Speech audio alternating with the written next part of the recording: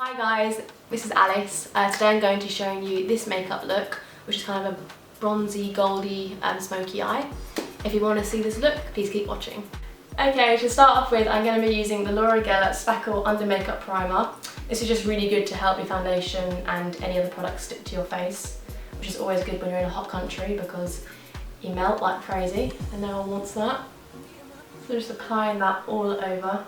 I'm going to apply some lip balm just to make sure they're not all chapped, as some might say chapation, to avoid that.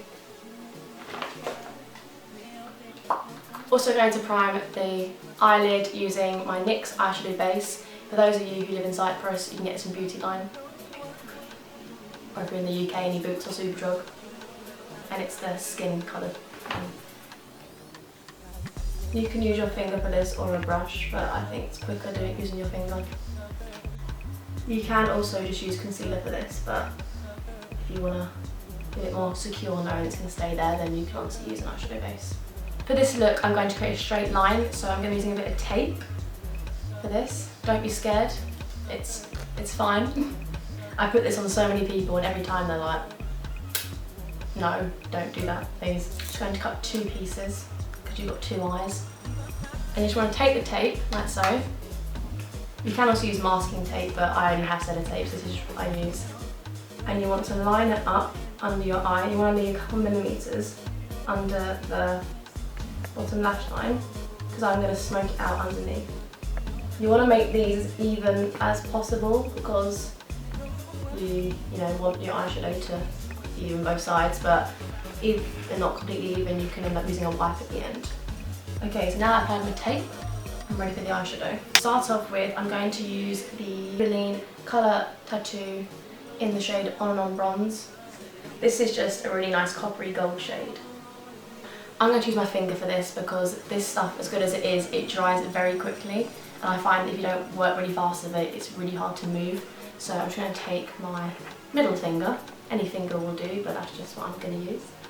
And I'm going to just run that on the lid and try and blend it out evenly. This doesn't have to be really neat because we're going to be putting eyeshadow on top, but it just acts as a really good base, and this will generally keep your eyeshadow on for ages.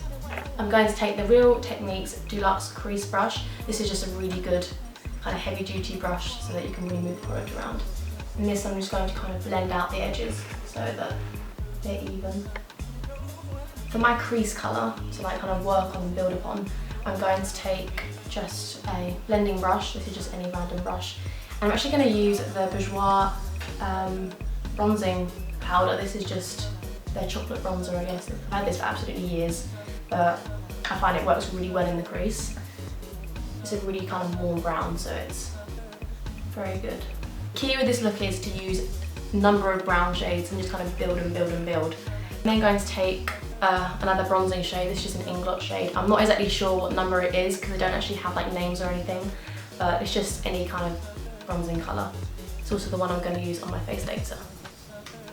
And this is just a tad darker than the Bourjois one. So once again, I'm just going in the crease and blending that out. And then I'm just going to take a brown eyeshadow. It's a bit darker. This is from Models Prefer. I'm just taking a L'Oreal eyeshadow brush. And this is going to go in the crease. But with this colour, I'm almost going to wing it out. Because the key with this look is to make it really like dramatic and smoky. You can just use any kind of brown that you have. Work with what you do have. You don't have to go out and buy any of these products. I've kind of winged it out, so I brought it up so that shape is there. Try and be kind of neat with this because you do want them to be the same. And then taking the same blending brush as before and just blending. We're going to do that bit for now, and we're going to go in with the gold shade. Now, the gold shade that I'm going to be using is Half Baked from the Naked 2 palette. I'm going to apply that gold shade with my finger purely because it picks up the most pigment and sometimes your hands are better than brushes. I'm just going to take this on the lid. As you can see, this colour is really pigmented. Should be one. Excuse my disgusting fingernails, I've been biting them. This you don't have to be neat with because we're going to blend, but just kind of focus on packing any gold colour that you're using on the lid because you do want it to stand out amongst all the browns. And then I'm going to take a Real Techniques just base eyeshadow brush, any brush will do. I'm just going to kind of drag that colour on the lid. Just make sure there's no spaces that have been missed. I'm going to pick up that same blending brush and I'm going to go back in with the bourjois bronzer colour and just run that through the crease to kind of further blend. And then I'm going to take that colour Foxy from the same palette, and I'm going to take just, I can't really describe this brush, but it's almost like a dome, and that's going to go on the brow bone and in the inner corner. I really like this shade, it's a matte one. A bit more yellowy than white, which I kind of like, it really brightens. I'm then going to take a clean blending brush and just go over everything that I've done to ensure that everything's well blended. I'm then going to take an angled brush and with the colour Blackout from that Naked 2 palette, which is just any kind of matte black eyeshadow that you have, that's going to go on the lash line very lightly just to kind of give a bit more depth, because we all like depth, don't we? This doesn't have to be very neat, it's just really just to thicken up the lash line. You can use a pencil for this, but I find that I can blend out the shadow. Being very messy with this, but it's alright, we can blend it.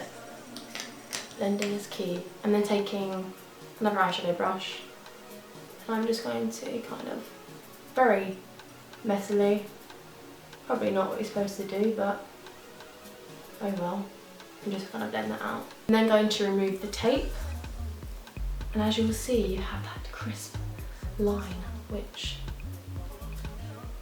is good. I'm then going to take makeup wipe and just wipe underneath my eyes in case any excess kind of fell off. I'm then going to take a mixture of two foundations. This is just what I like to do. And I'm going to take the Rimmel Match Perfection in the shade 303 Nude and the L'Oreal True Match in, I believe it's D5.W5 in Golden Sand. So I'm just going to mix these two together. And I have to say, even though they both have SPF in them, I've taken photographs out with flash photography and they do seem to look fine. Just obviously that's just on my skin, so do check before. I'm going to take a brush, kind of pat them together, and then with this brush I'm just going to dot the product around the face, just kind of make sure that it's all even distributed. But on the neck, so everything's blended, and then just going to start working it in. My lovely sister helping me. Say hey, Han. Hey!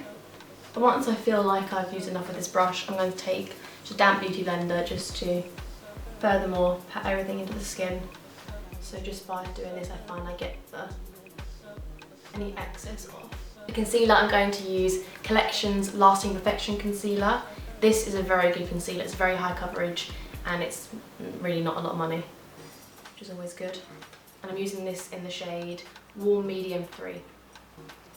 I'm just going to apply this in like a triangle shape under the eye, as you can see. You can use a lighter one if you wish for like highlighting, but I find that this works for me. I'm going to take it down the nose a bit, not too much, a bit on the forehead, on the chin. And a big thing for me is also here, because I find that I'm getting those lines, those horrible dreaded lines. Not looking very great right now, but it will blend in eventually, hopefully. Taking that same foundation brush. For bronzer, I'm going to use that same inglot bronzer that I use for the eyeshadow. I'm also going to taking the Bare Minerals Luxe Cheek and Eye Brush. Fucking. Now, if you're like me and you've got quite a round face, where you tend to look a bit big in pictures, contour and bronzing is going to be your new best friend. The key with bronzing is to do like a 3 shape around your face, especially on the jawline. Now, I suffer from double chin syndrome. It's very serious and it comes out in a lot of my pictures, but this, my friend, will help you. So I'm going to slather that on, and this will make you look a lot slimmer. Which, let's face it, we're always trying to achieve. Most people tend to just bronze on these bits, which is fine for their shaped face, but if you're like me, I kind of have an egg-shaped head, I've been told by many of my friends. So I'm going to just take it on the tops of the forehead to kind of make it look smaller. I'm going to take my foundation brush again and just kind of make sure that it's all blended because we don't want any harsh lines. The key with makeup is to make sure that everything kind of blends in together. You don't want to see a very harsh transition between two colours. So always just kind of make a gradient. Look at me being all posh. Haha, gradient. I like that word. Science teacher will be very proud.